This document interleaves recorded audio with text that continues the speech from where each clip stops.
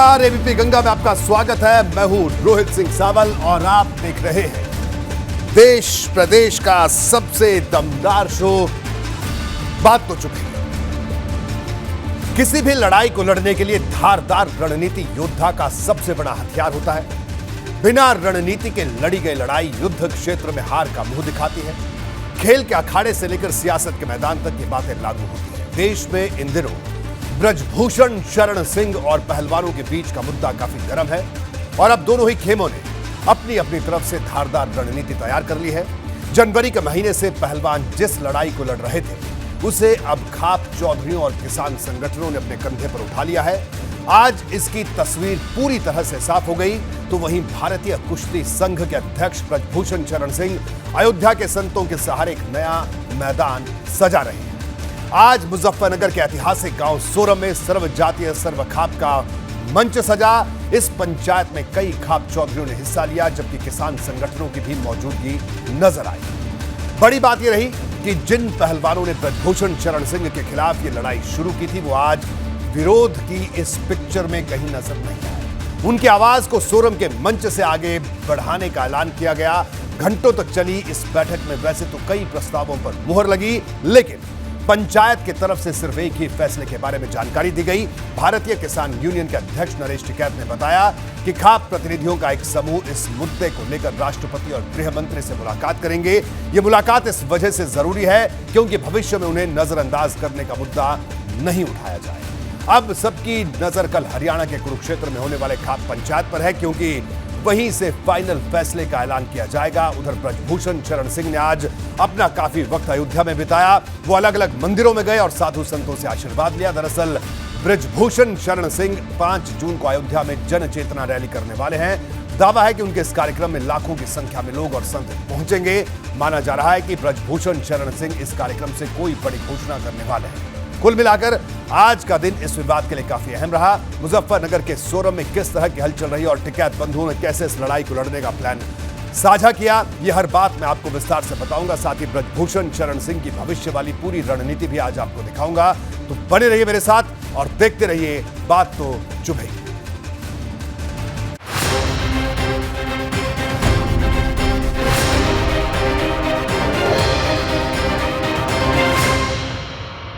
कल सुबह 11 बजे कुरुक्षेत्र के जाट भवन में सर्व खाप की महापंचायत होगी। वहीं से तय होगा कि लड़ाई किस दिशा में आगे जाने वाली है।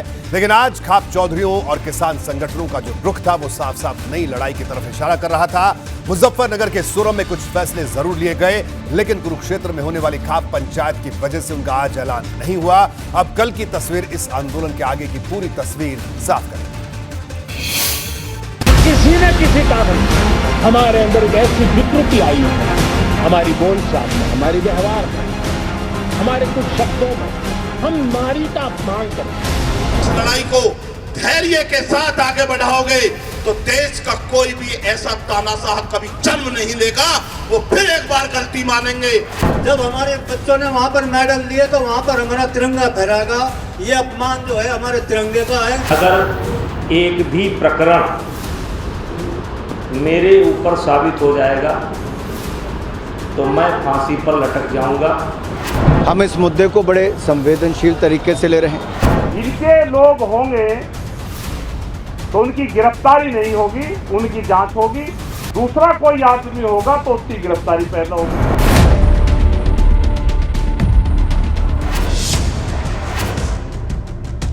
पहलवान वर्सेस ब्रजभूषण रण हुआ और भीषण।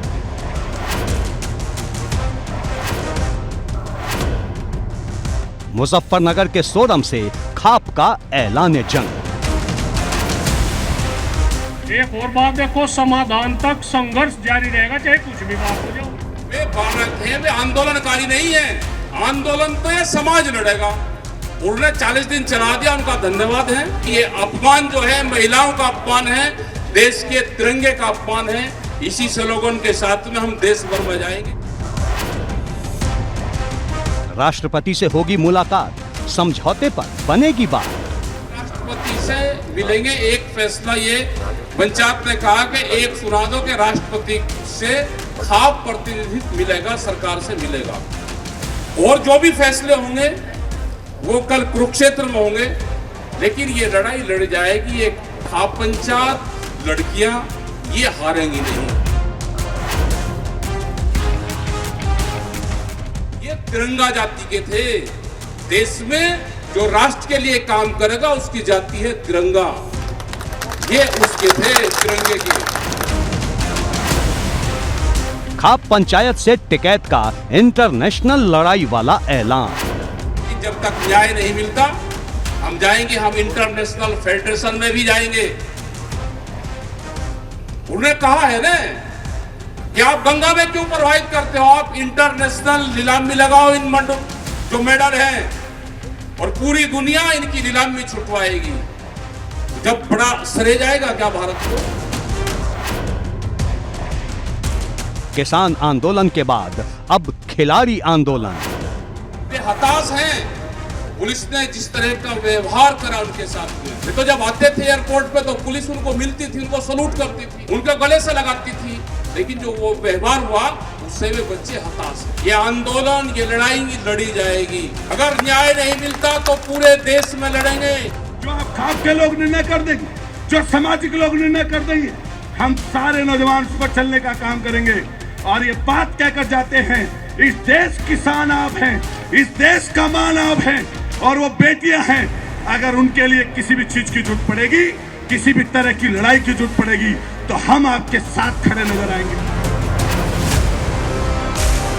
आपने खोला मोर्चा, कुरुक्षेत्र से होगा ऐलान। ये निर्णय भी यहाँ पे हुआ कि राष्ट्रपति जी से, होम मिनिस्टर से, जिन जिन से मिलना होगा, एक कमेटी हमारी खाप चौधरी की बनेगी। इनके साथ में हम रहेंगे और हम पूरे देश भर में मीटिंग करने का काम करेंगे। और कल वहां पे कुरुक्षेत्र में जो और फैसले हुए उन लोगों की सबकी सलाह से अपने फैसले कल वहां से डिक्लेरेशन करेंगे। खिलाड़ियों के दंगल पर ब्रजभूषण का फांसी वाला जवाब। ये पुलिस उसकी जांच कर रही है। जब ये लोग धरने पर बैठे थे, पहले इनकी कुछ डिमांड थी, लगातार ये अपनी शर्तों को बदलने का काम कर रहा है कि अगर एक भी प्रकरण मेरे ऊपर साबित हो जाएगा तो मैं फांसी पर लटक जाऊंगा। तो जो बीच का पीरियड चल रहा है, इनके लोग होंगे तो उनकी गिरफ्तारी नहीं होगी, उनकी जांच होगी। दूसरा कोई आदमी होगा तो उसकी गिरफ्तारी पहले होगी। ये लड़ाई इसी की है। पहलवानों पर फाइनल फैसले का काउंटडाउन।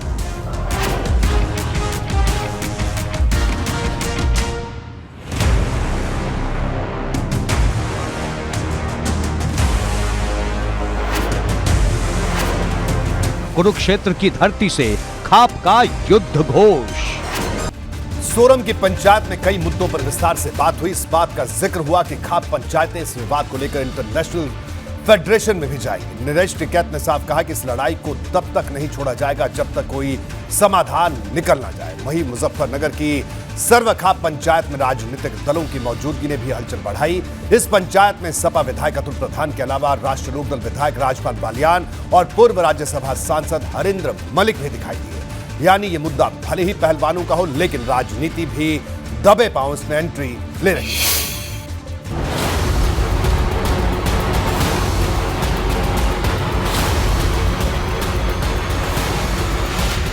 लड़ाई तो लड़नी पड़ेगी, तो चुगर देते गिर गया आप लोग। और जो इस सरकार को आप लोगों की दहशत है भाई, यह भी सुन लियो। आप लोगों की दहशत है, निक्की सुकुनिया सबकी रबड़ बना दी उन्होंने। आपके साथ में इस पार्टी के लोग भी हैं जिनकी सरकार है, चिंता करने की बात नहीं। वे कह रहे कि जी हम मीटिंग में नहीं आ सकते हैं, आपके साथ में हटना है नहीं, हटना है नहीं है साथ में। इस ऐलान के साथ ही सोरम की खाप पंचायत का समापन हुआ और पहलवानों के मुद्दे पर सरकार के सामने नई लकीर खींच दी गई। 40 दिन से वे एक एलिगेशन झेल रहे हैं कि ये तो झूठ बोल रहे हैं। जांच होगी। हमने कहा कि पास्को धाराएं जिस पे लगी आज से पहले उसकी गिरफ्तारी पहले हुई या जांच पहले हुई? तो सबने ये बताया कि गिरफ्तारी पहले हुई। अगर उनकी गिरफ्तारी पहले हुई तो वही इस वाले केस में क्यों गिरफ्तारी नहीं?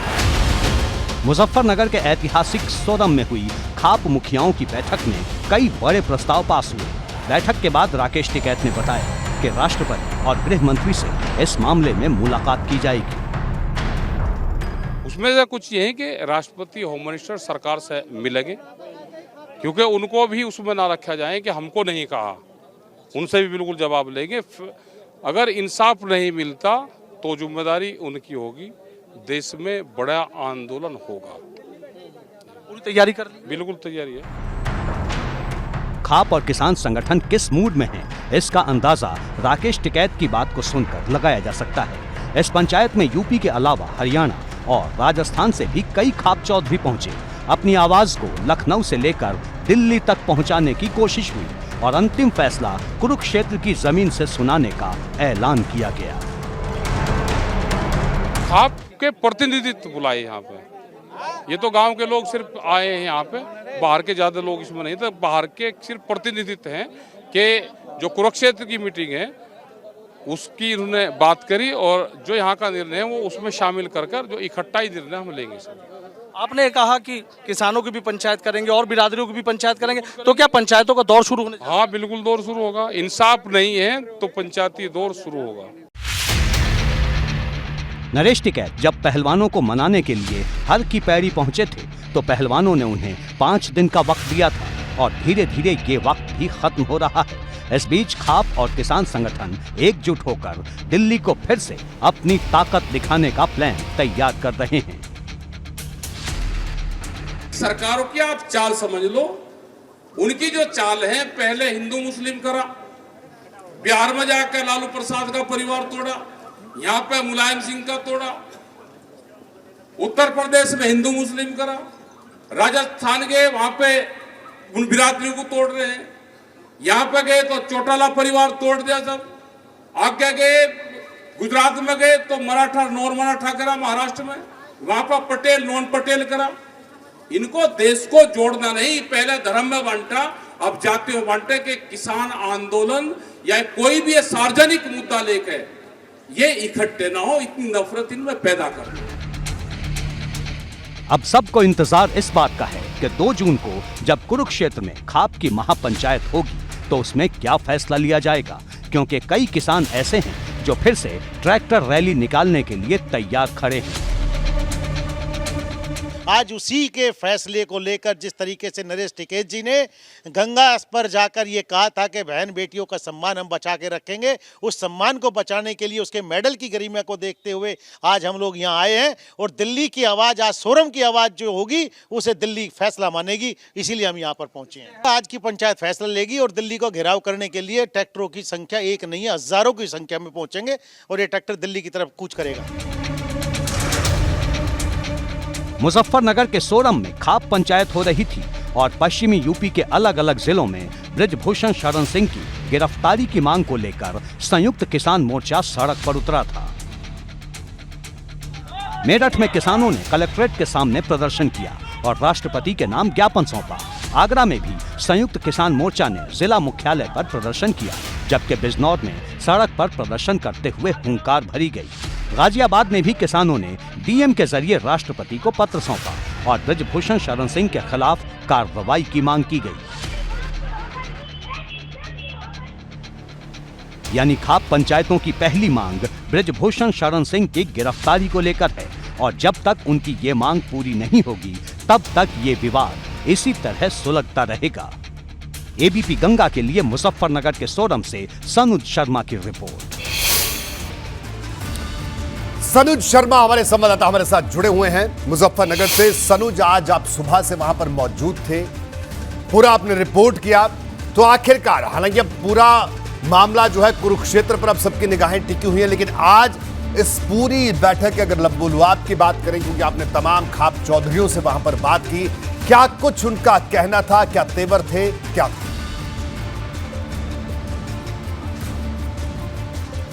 जी रोहित जी, देखिए, जब से ये खाप पंचायत शुरू हुई और जब तक खत्म हुई तब तक पूरा जो निशाना है वो बीजेपी सांसद ब्रजभूषण शरण सिंह पर रहा।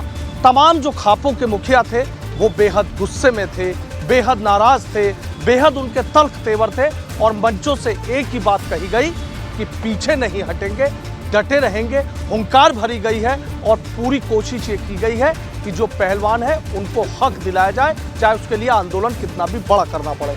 सोरम की पंचायत से हमेशा बड़े फैसले लिए गए हैं, लेकिन टिकैत बंधुओं की बात हो या खाप मुखियाओं की बात हो, सब एक बड़ी रणनीति के तहत काम कर रहे हैं और ये आंदोलन छोटा नहीं बड़ा आंदोलन होगा। क्योंकि आज भी बड़ा फैसला यहाँ पर लिया जा सकता था, लेकिन अंतिम फैसला कुरुक्षेत्र में छोड़ दिया गया है। यानी जो ये पहलवानों की लड़ाई चल रही है, ये दिल्ली से भले ही हरिद्वार पहुंची, हरिद्वार से पश्चिमी यूपी में पहुंची, लेकिन अब कुरुक्षेत्र पहुंच गई है और सबकी नजरें इस बात पर टिकी है कि आखिर पहलवानों की लड़ाई किस तरीके से लड़ी जाएगी और कुरुक्षेत्र से क्या बड़ा ऐलान होगा। लेकिन तमाम खाप मुखियाओं के जो तेवर थे वो इतने तल्ख थे कि इस मुद्दे पर पूरी तरीके से डटने को तैयार है, हटने को तैयार नहीं है।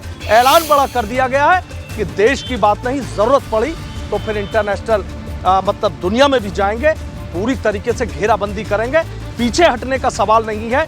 और राकेश टिकैत इतने नाराज और इतने तल्ख थे कि यदि इंसाफ नहीं मिला तो पंचायतों का दौर शुरू हो जाएगा। यानी भले ये खाप पंचायत सोरम में हुई, कुरुक्षेत्र में दूसरी बड़ी पंचायत होने जा रही है, लेकिन गांव-गांव गली-गली पंचायत करने के ऐलान से कहीं ना कहीं ये साफ हो जाता है कि पहलवानों के मसले पर जो बात निकली है वो दूर तक जाएगी और आंदोलन बड़ा हो सकता है। कितना बड़ा होगा, इस पूरे मामले पर नजर बना के इसका ऐलान लगातार हम आपसे जानकारी भी लेते रहेंगे। सनुज, आपका बहुत बहुत शुक्रिया। एक तरफ वो खाप पंचायतें हैं जो पहलवानों की लड़ाई लड़ने की बात कर रही हैं, तो दूसरी तरफ अयोध्या के वो साधु संत जो ब्रजभूषण शरण सिंह के समर्थन में 5 जून को आवाज बुलंद करने वाले हैं। कल भले ही कुरुक्षेत्र से इस विवाद की नई तस्वीर आए, लेकिन 5 जून को जो कुछ होगा उस पर भी पूरे देश की निगाह रहेगी। आज ब्रजभूषण शरण सिंह अयोध्या में थे और कई साधु संतों से उन्होंने मुलाकात की।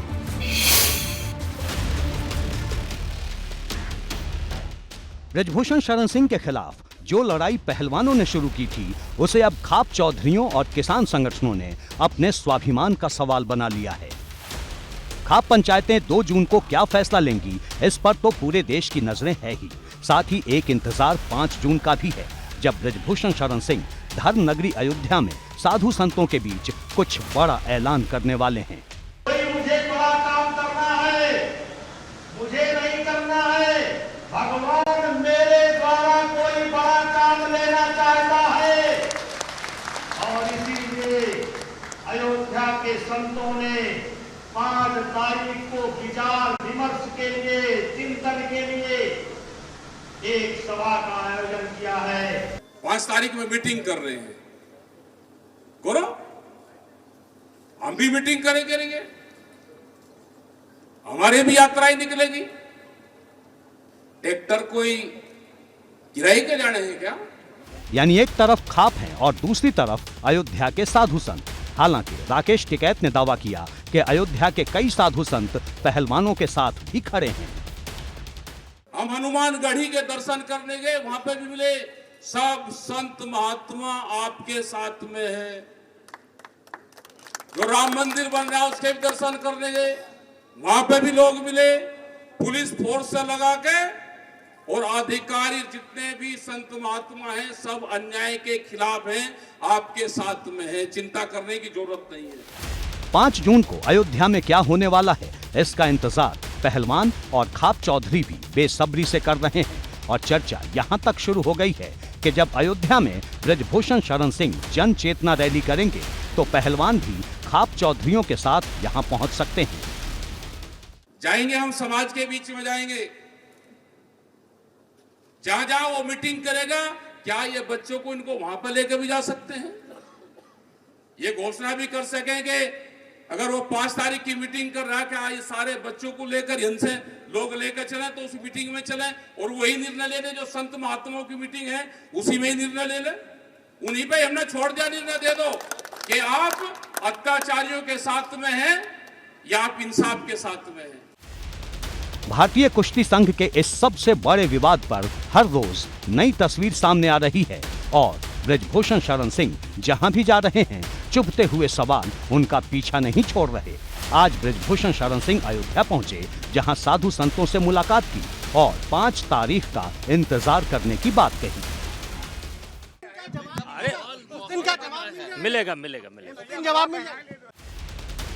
इस वक्त मुजफ्फरनगर के सोरम में खाप पंचायत हो रही थी। उस वक्त ब्रजभूषण शरण सिंह अयोध्या के लक्ष्मण किला में अपना वक्त बिता रहे थे। इस बार जुबान पर राम से ज्यादा लक्ष्मण का जिक्र था। समय आनंद लीजिए। इस समय जहां पर आप खड़े हैं, ये इसका नाम है लक्ष्मण किला। अयोध्या की व्यवस्था लक्ष्मण जी इसी किले में बैठ करके अयोध्या राज्य की व्यवस्था संभालते थे। उस स्थान पर हैं, आनंद लीजिए। ब्रजभूषण शरण सिंह आज गोंडा भी पहुंचे, जहां मोदी सरकार के 9 साल को लेकर उन्होंने प्रेस कॉन्फ्रेंस की। हालांकि यहां भी पहलवानों से जुड़े सवालों ने उनका पीछा नहीं छोड़ा और एक बार फिर उन्होंने फांसी वाली बात दोहरा दी। दिल्ली पुलिस उसकी जांच कर रही है। जब ये लोग धरने पर बैठे थे, पहले इनकी कुछ डिमांड थी, लगातार ये अपनी शर्तों को बदलने का काम कर रहे हैं कि अगर एक भी प्रकरण मेरे ऊपर साबित हो जाएगा तो मैं फांसी पर लटक जाऊंगा। भाई इज्जत दांव पर रख के कोई जरूरत नहीं मेडलों की। सबसे पहला मान सम्मान की बात है। अगर इज्जत दांव पर रख कर ये मेडल लेते हो तो कोई ज़रूरत नहीं कि हम तो इन्हें मने कर देंगे। और इससे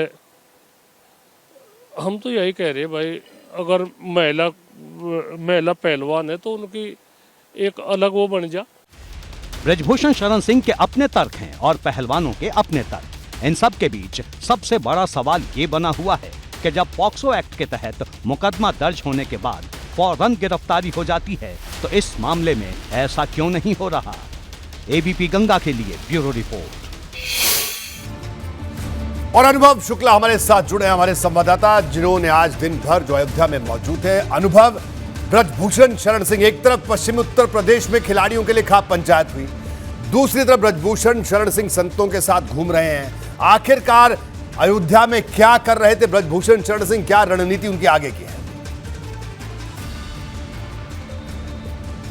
देखिए, बिल्कुल खुद अयोध्या आज हम भी गए थे और चूंकि गोंडा में एक प्रेस कॉन्फ्रेंस होनी थी मोदी सरकार के 9 साल पूरे होने पर, तो जो बीजेपी ने क्लस्टर बनाया है उसमें अजय टम्टा को वहाँ जिम्मेदारी दी है। वहाँ पर ब्रजभूषण शरण सिंह को भी रहना था, लेकिन वो सबसे पहले पहुँच गए अयोध्या और वहाँ पर साधु संतों के साथ मुलाकात की। हम खुद वहाँ पर गए, हमने खुद बातचीत करनी चाहिए ब्रजभूषण शरण सिंह से कि भाई सोरम में तो इतनी बड़ी खाप पंचायत हो रही है, तो उन्होंने उस पर कुछ नहीं कहा। लेकिन हाँ, ये ज़रूर कहा कि 5 तारीख को जो जन चेतना महारैली वो कर रहे हैं अयोध्या में जो हो रही है, जिसमें उनका कहना है कि ये साधु संत कर रहे हैं, वहाँ पर हर एक आरोप जो लगे हैं, हर एक सवाल जो उठ रहे हैं, हर एक सवाल का जवाब उस महारैली में मिल जाएगा। इसके बाद वो लक्ष्मण किला पहुंच गए, वहाँ भी हमने उनसे बात करनी चाहिए, लेकिन उन्होंने कहा कि देखिए आप यहाँ आए हैं, ये लक्ष्मण किला है और यहीं से लक्ष्मण जी पूरे अयोध्या को चलाते थे, संचालित करते थे। तो कहीं ना कहीं एक संदेश दे रहे हैं कि साधु संतों का आशीर्वाद उनके साथ है। और फिर वहाँ से वो पहुँचे उस प्रेस कॉन्फ्रेंस में, वहाँ पर भी मीडिया ने उनसे सवाल किया। उन्होंने कहा देखिए मैं जान रहा हूँ कि आप लोग यहाँ क्यों आए हैं, दूर दूर से आए हैं, लेकिन जो भी प्रकरण है उसमें जो लोग प्रोटेस्ट कर रहे हैं 18 जनवरी से लगातार उन्होंने अपने बयान बदले, लगातार उन्होंने केस में धाराएं बदलवाई, पर मैं अपनी बात पर अभी भी टिका हूं कि अगर एक भी आरोप सच साबित हो जाए तो मैं फांसी पर लटक जाऊंगा। और ये बात तो वो पहले दिन से कह रहे हैं। इसके अलावा एक और महत्वपूर्ण बात उन्होंने कही कि खाप हो, कोई व्यक्ति हो, वो क्या कह रहा है उस पर वो कुछ नहीं बोलेंगे।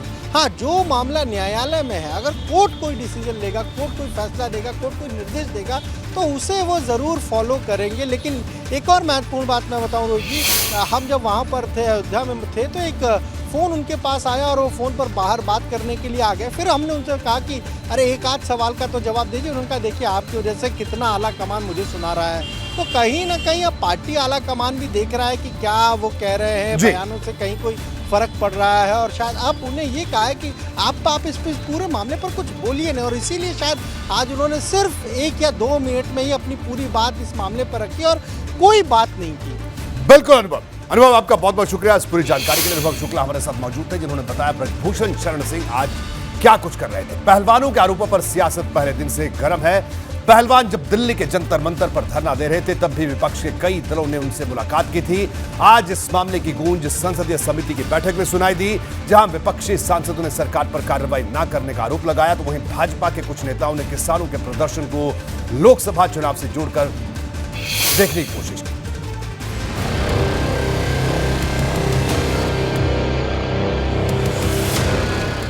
पहलवानों ने भाजपा सांसद और कुश्ती संघ के अध्यक्ष पर जो आरोप लगाए हैं, उन आरोपों ने देश की सियासत में नया दंगल शुरू कर दिया है। आज शिक्षा और खेल मंत्रालय से जुड़ी संसदीय समिति की बैठक में भी पहलवानों का मुद्दा उठा। विपक्षी सांसदों ने समिति से सरकार को पत्र लिखने की मांग की और विपक्षी सदस्यों ने पीएम की चुप्पी पर भी सवाल उठाए। इस पे की FIR फाइल हो गई है, इन्वेस्टिगेशन चल रहा है, इसकी भी प्रतीक्षा होनी चाहिए और हमारा भरपूर समर्थन जो पहलवान हैं, जो पीड़ित हैं, उनके साथ है और हमारी सर्वोच्च नेता प्रियंका गांधी तक ने जाकर उनको अपना समर्थन दे दिया। हम इस मुद्दे को बड़े संवेदनशील तरीके से ले रहे हैं। खिलाड़ियों की मांग एक कमेटी बनाने की थी, हमने वो भी बनाई, जांच करवाने की थी वो भी करवाई। पुलिस से FIR करवाना चाहते थे, दिल्ली पुलिस ने FIR भी की। सुप्रीम कोर्ट गए तो वहाँ पर भी सुप्रीम कोर्ट ने मजिस्ट्रेट के कोर्ट में जाने के लिए कहा। वो वर्ल्ड जो रेसलिंग फेडरेशन ऑफ इंडिया है, उसके पदाधिकारियों को काम नहीं करने देना चाहते थे, हमने वो भी किया। निश्चित रूप से उसका समाधान निकलेगा। मामले की जांच चल रही है। विपक्ष इस मुद्दे पर मुखर है तो सरकार जांच कमेटी की रिपोर्ट के इंतजार से ज्यादा कुछ कहने को तैयार नहीं। उधर 24 के चुनाव से पहले इस विवाद को बड़ा सियासी मुद्दा बनाने की तैयारी शुरू हो चुकी है। आज एक तस्वीर कोलकाता से भी सामने आई, जहां ममता बनर्जी ने खिलाड़ियों के समर्थन में कैंडल मार्च निकाला। तो हमारा टीम जाएगा, हम पहले भी भेजा था, हमारा टीम जाएगा और उसको मंच में मिलके उसको हमारा सपोर्ट देंगे। अब सवाल है कि क्या 24 के चुनाव से पहले कोई बड़ी तस्वीर दिखने वाली है, क्योंकि मुजफ्फरनगर में जिस तरह से किसानों और खापों ने पंचायत की, वो नई लड़ाई की तरफ इशारा करती है। आज भी मैंने अखबार में पढ़ा, उन्होंने कहा कि यदि मेरे खिलाफ कोई भी एविडेंस साबित हो जाती है तो मैं फांसी पर चढ़ जाऊंगा।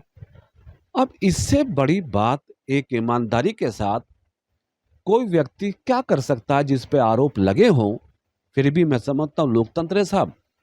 अब किसानों को जो करना है वो किसान करेंगे, आंदोलनकारी को जो करना है आंदोलनकारी करेंगे। पहलवानों का प्रदर्शन, वो आंदोलन जिस मोड़ पे आ गया है, उससे लगता है कि उस आंदोलन के मंसूबे कुछ और हैं। उन मंसूबों को समझने की जरूरत है। और इसके अतिरिक्त जब ब्रजभूषण शरण सिंह जिनके ऊपर आरोप लगे हैं, उन्होंने डंके की चोट पर ये कह दिया, चिल्ला चिल्ला के कह रहे हैं कि भाई सत्य का फैसला हो जाएगा, दूध का दूध, पानी का पानी। 2024 के लिए हर दल की कवायद हर एक समीकरण को नए सिरे से गढ़ने की है, जमीन पर माहौल को समझने की है। इस कवायद में भाजपा के आंतरिक सर्वे में जो तस्वीर सामने आई है, उसने पूरब से पश्चिम तक सरगर्मी बढ़ा दी है। दरअसल सर्वे में कहा गया है कि पूर्वांचल में अगर भाजपा और सुभासपा का गठबंधन हुआ तो भाजपा को 5 से 6 सीटों का फायदा हो सकता है। वहीं सर्वे में यह भी कहा गया है कि पश्चिमी यूपी में राष्ट्रीय लोकदल के प्रभाव वाले जिलों में भाजपा की स्थिति कहीं ज्यादा मजबूत है।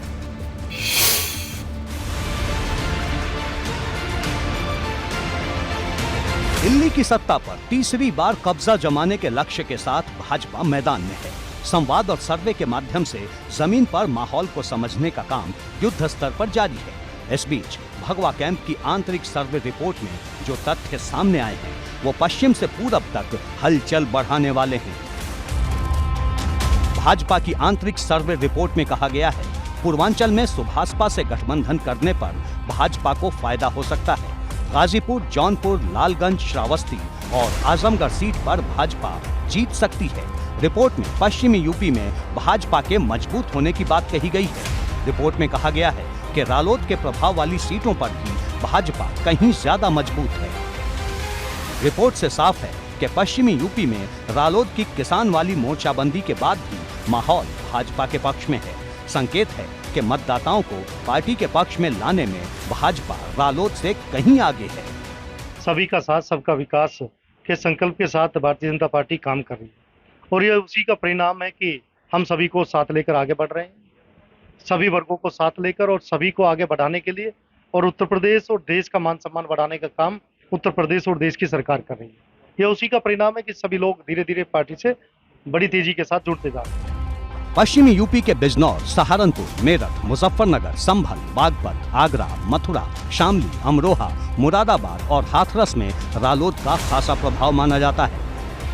अगर 2019 के नतीजों की बात करें तो इन सीटों पर 2014 के मुकाबले भाजपा कहीं पीछे रह गई थी। भाजपा ने आगरा, मेरठ, मुजफ्फरनगर, मथुरा और बागपत में जीत दर्ज करने में कामयाबी हासिल की, लेकिन सहारनपुर, अमरोहा, संभल, बिजनौर और नगीना में भाजपा को हार का सामना करना पड़ा था। ये इस बात का संकेत है कि 2019 में इन सीटों पर कहीं न कहीं सपा बसपा गठबंधन और रालोद के प्रभाव का असर दिखाई दिया था। लेकिन इस बार स्थिति अलग है, क्योंकि सपा और बसपा में गठबंधन होने की गुंजाइश बहुत कम है। और दूसरा, भाजपा के प्रदेश अध्यक्ष के रूप में भूपेंद्र चौधरी का चेहरा अहम फैक्टर साबित हो सकता है। हालांकि रालोद का दावा है कि इस बार भाजपा की सीटें और घटेंगी। इसका कोई आधार सर्वे का ही नहीं, और जहां जहां लोकदल प्रभावी है, वेस्टर्न यूपी या प्रदेश और देश के जिस कोने में है, हमारा कार्यकर्ता, हमारा नेता रात दिन मेहनत करता है। और मेरा भरोसा है कि किसी भी हालत में किसान, नौजवान, मजदूर इस स्थिति में कम से कम भाजपा को तो वोट नहीं करेगा। भाजपा की आंतरिक सर्वे की रिपोर्ट पर रालोद तल्ख तेवर दिखा रही है, तो सुभाषपा अध्यक्ष ओम प्रकाश राजभर गदगद है। भाजपा की रिपोर्ट पर ओपी राजभर पूर्वांचल में बड़ी ताकत होने का दावा कर रहे हैं। बात में 100% सच्चाई है कि हम बीजेपी के साथ थे तो पूर्वांचल में बीजेपी ज्यादातर सीट जीती। हम समाजवादी पार्टी के साथ गए तो ज्यादातर सीट बीजेपी हार गई, समाजवादी पार्टी जीत गई। एक वोट है। आप अगर पूर्वांचल पे जाएंगे तो चाहे बस्ती मंडल हो, चाहे देवीपाटन मंडल हो, गोरखपुर मंडल हो, बनारस मंडल हो, आजमगढ़ मंडल हो, फैजाबाद मंडल हो, विंध्याचल मंडल हो, 6 मंडलों में कोई ऐसी लोकसभा सीट, 28 लोकसभा सीटें आती हैं। 28 लोकसभा सीट में 50,000, 1 लाख, 1.5 लाख, 2-2 लाख तक polling vote Bharatiya Samaj party के पास है। माना जा रहा है कि आंतरिक सर्वे की रिपोर्ट के बाद भाजपा ने सुभाषपा के साथ गठबंधन का मन बना लिया है। सूत्रों के मुताबिक भाजपा ने डिप्टी सीएम ब्रजेश पाठक और परिवहन मंत्री दयाशंकर सिंह को गठबंधन की जिम्मेदारी सौंप दी है। ये भी कहा जा रहा है कि भाजपा ओपी राजभर के एक बेटे को प्रत्याशी भी बना सकती है। हालांकि इसकी आधिकारिक रूप से पुष्टि होनी अभी बाकी है। देखिए, एक तो भारतीय जनता पार्टी कभी भी व्यक्ति से विरोध हमारा नहीं है, हमारा उनकी विचारधारा से विरोध है। अगर कोई विचारधारा बदल करके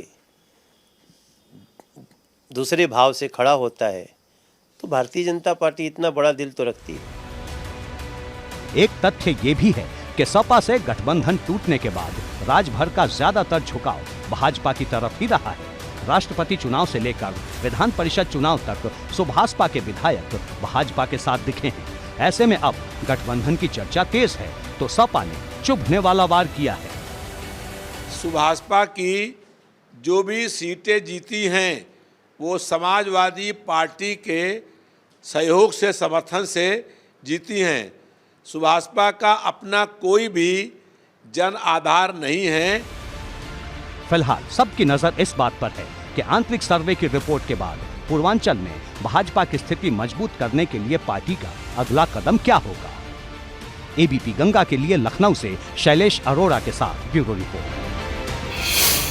बात मुफ्त वाली सियासत की। वैसे तो फ्री बिजली देने का फैसला राजस्थान की गहलोत सरकार का है, लेकिन इस फैसले पर यूपी में भी सियासी सरगर्मी महसूस की जा रही है। राजस्थान सरकार के फैसले के बाद राष्ट्रीय लोकदल अध्यक्ष जयंत चौधरी ने यूपी में भी फ्री बिजली की मांग की, जिस पर भाजपा ने अखिलेश सरकार में बिजली व्यवस्था का जिक्र करते हुए चुभने वाला वार किया। तो वहीं मायावती ने राजस्थान से लेकर तेलंगाना तक राज्य सरकारों के फ्री वाले फैसले पर सवाल खड़े किए।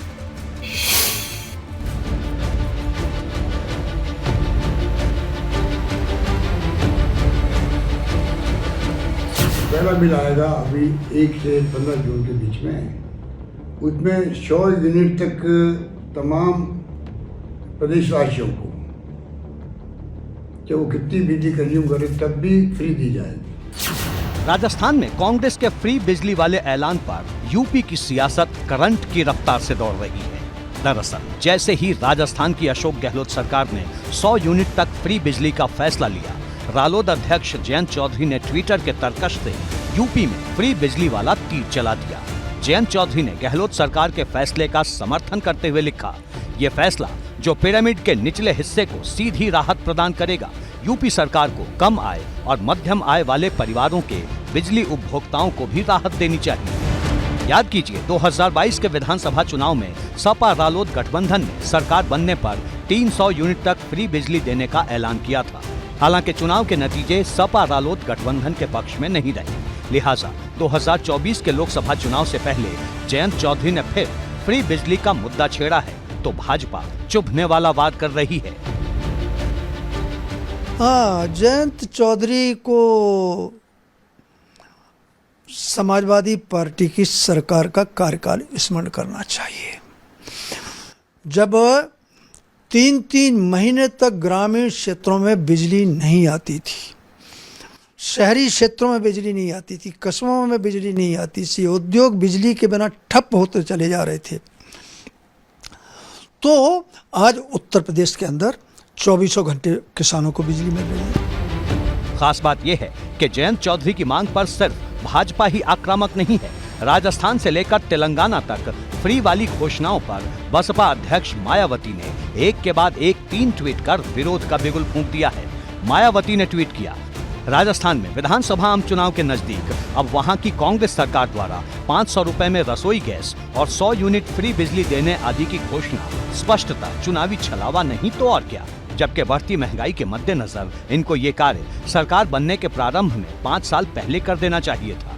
मायावती के ट्वीट से संकेत साफ है कि राजस्थान की गहलोत सरकार का फ्री बिजली वाला फैसला कहीं न कहीं आने वाले विधानसभा चुनाव से जुड़ा है। मायावती ने अपने दूसरे ट्वीट में लिखा, राजस्थान की तरह ही जनहित व जन कल्याण कार्यों में विफल रही छत्तीसगढ़ की कांग्रेस, मध्य प्रदेश की भाजपा और तेलंगाना की बीआरएस सरकार विधानसभा चुनाव के नजदीक अपनी सरकार को बचाने हेतु अनेकों प्रलोभनों और भ्रामक विज्ञापनों आदि के छलावे का सहारा ले रही है, जबकि जनता इनसे ऊब चुकी है।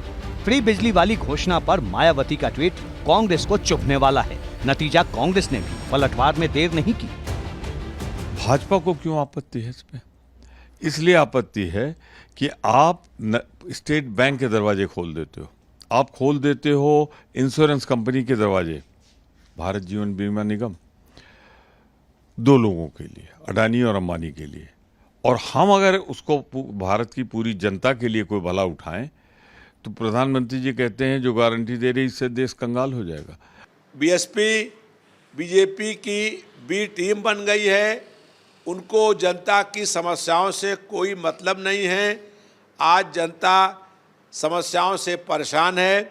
हम लोगों ने भी कहा था कि उत्तर प्रदेश में हमारी सरकार बनेगी तो हम 300 बिजली फ्री देने का काम करेंगे, और राजस्थान के हम प्रभारी हैं, वहाँ पर भी हमने ऐलान किया है कि वहाँ पर अगर सपा सरकार में शामिल होगी तो हम 300 बिजली फ्री देने का काम करेंगे। जाहिर है राजस्थान में फ्री बिजली वाली घोषणा ने तपिश बढ़ा दी है। इसके पीछे बड़ी वजह ये भी है कि यूपी में बिजली उपभोक्ताओं में गरीब और मध्यम वर्गीय परिवारों की संख्या लाखों में है। दूसरा, अगर अतीत के पन्नों को पलटें तो साफ हो जाता है कि सियासत में बिजली का मुद्दा हमेशा बड़ा रहा है।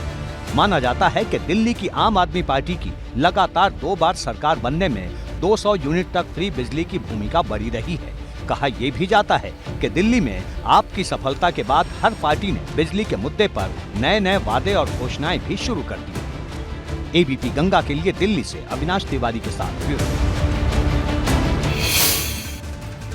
यूपी का राजकीय पक्षी सारस एक बार फिर सुर्खियों में है। दरअसल 12 दिन पहले एक सारस घायल हालत में सपा विधायक रविदास मेहरोत्रा को मिला था।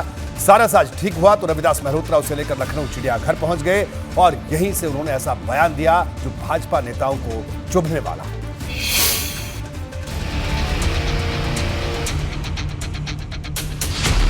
सारस के साथ सपा विधायक रविदास मेहरोत्रा की तस्वीर यूं तो घायल परिंदे की सुरक्षा की है, लेकिन इस तस्वीर के पीछे जो संदेश दिया जा रहा है वो सियासत का है। तस्वीरों में दिखाई दे रहा सारस कुछ दिन पहले घायल हालत में मलिहाबाद के पास सपा विधायक रविदास मेहरोत्रा को मिला था, जिसे स्वस्थ होने के बाद लखनऊ चिड़ियाघर को सौंप दिया गया। घायल सारस के मिलने और उसे चिड़ियाघर को सौंपने के मुद्दे पर सपा विधायक रविदास मेहरोत्रा के बयान ने बहस को नई दिशा में मोड़ दिया है। हमारा उद्देश्य ये है कि पक्षियों के प्राण बचाए जाएं। ये बहुत दुर्लभ सारस है जो लगातार शेर से भी अधिक ये दुर्लभ हो गया है।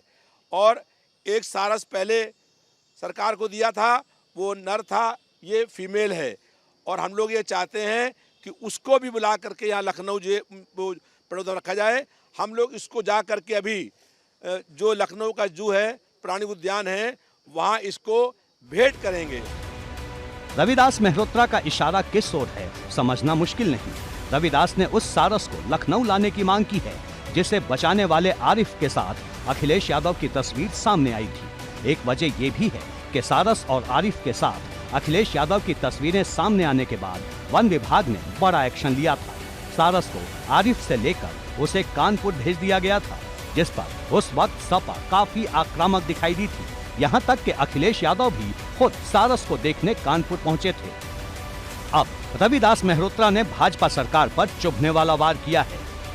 भारतीय जनता पार्टी के बहुत से लोग ऐसे हैं जो मांसाहारी हैं, तो जो मांसाहारी होते हैं उनके लोग नहीं आते हैं। हम लोग शाकाहारी हैं और इस पक्षी को भी मालूम है कि हम लोग शाकाहारी हैं, उसके प्राण बचाने के लिए हम कुछ भी कुर्बानी कर सकते हैं। तो इसलिए उन लोगों को, जिन लोगों को ये मिला, जिनको ये प्राप्त हुआ, उनको ये मालूम है कि हम इनको सही जगह पर पहुंचा देंगे।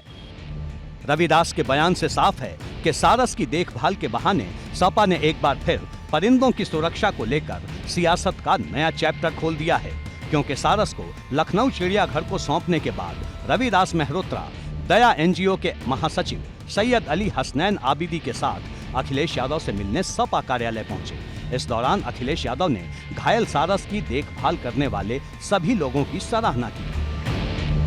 कुल मिलाकर कहें तो यूपी का राजकीय पक्षी सारस एक बार फिर सियासत के केंद्र में है। एबीपी गंगा के लिए लखनऊ से विवेक त्रिपाठी के साथ bureau report.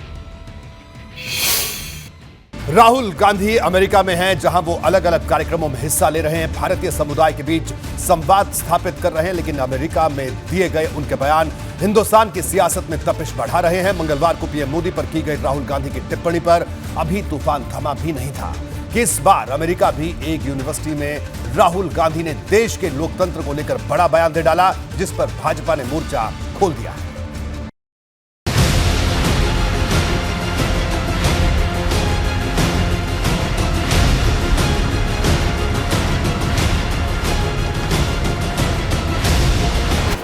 Prime Minister is one such specimen.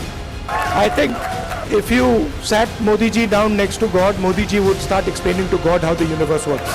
एक बार भारत के विकास के बारे में नफरत के बाजार फैलाना बंद करें। 7 समंदर पार अमेरिका में राहुल गांधी भारतीय समुदाय के लोगों से मिल रहे हैं, बात कर रहे हैं, देश के हालात पर अपनी राय दे रहे हैं, जो देश के भीतर बयानों की आंधी लेकर आ रही है।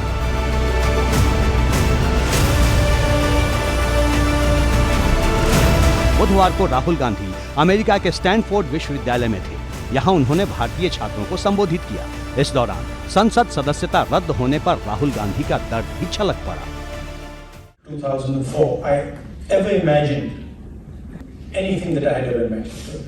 To be the first person to get a full criminal sentence on defamation, get the maximum sentence to be disqualified from parliament. I didn't imagine that something like this was possible. But then, I think it's actually given me a huge opportunity. Stanford विश्वविद्यालय ने राहुल गांधी सिर्फ अपनी सदस्यता पर ही नहीं बोले, बल्कि लोकतंत्र का जिक्र कर उन्होंने जो बयान दिया वो केंद्र की सत्ता में काबिज भाजपा को चुभने वाला है। I think the drama started really about 6 months ago.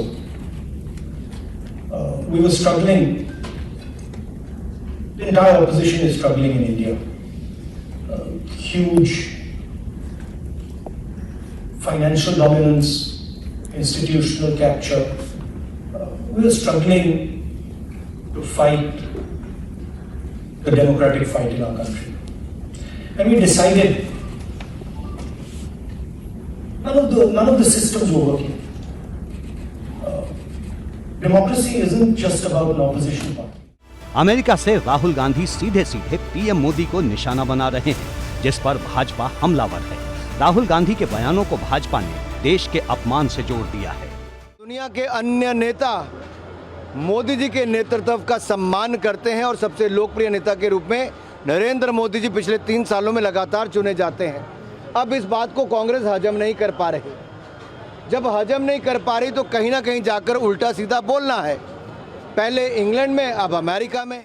PM Modi और देश में लोकतांत्रिक ढांचे को लेकर राहुल गांधी की टिप्पणी पर भाजपा चौतरफा वार कर रही है। सवाल राहुल गांधी की मानसिकता पर उठा रही है। मैं इसकी भर्त्सना करता हूं, जब मोदी जी के नेतृत्व में हम विश्व गुरु बनने की ओर अग्रसर हैं, मोदी जी के नेतृत्व में हम 5 ट्रिलियन यूएस इकोनॉमी की तरफ बढ़ चुके हैं। ऐसे समय घर के वेदी लंका ढाबे की सिद्धांत पर ये हमारी अंतर्राष्ट्रीय बदनामी को करने का प्रयास करते हैं। आपको अगर कोई बात कहनी है तो हिंदुस्तान में, भारत में यहाँ की प्रेस के सामने आप क्यों नहीं कहते? यहाँ पर आप लोगों को संबोधित करके इन बातचीतों को क्यों नहीं करते जिनको आप करना चाहते हैं? विदेश में जाकर क्या बताना चाहते हो? आप हिंदुस्तान से अलग हो क्या? ये इस प्रकार की राहुल गांधी की जो मानसिक स्थिति है, ये ठीक नहीं है। साफ है कि राहुल गांधी के बयान पर भाजपा के तेवर तल्ख हैं। ऐसे में कांग्रेस राहुल गांधी के बचाव में उतर गई है।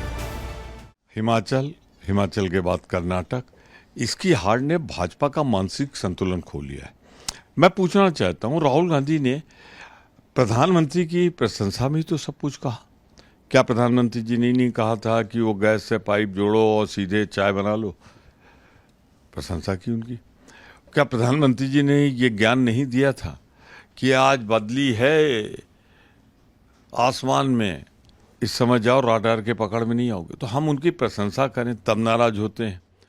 कुल मिलाकर एक बार फिर विदेश में दिए गए राहुल गांधी के बयान पर भाजपा और कांग्रेस आमने सामने है। एबीपी गंगा के लिए दिल्ली से अविनाश तिवारी के साथ ब्यूरो रिपोर्ट।